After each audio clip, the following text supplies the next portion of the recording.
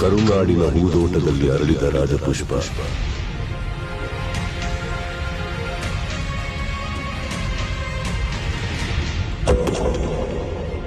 1975ರಲ್ಲಿ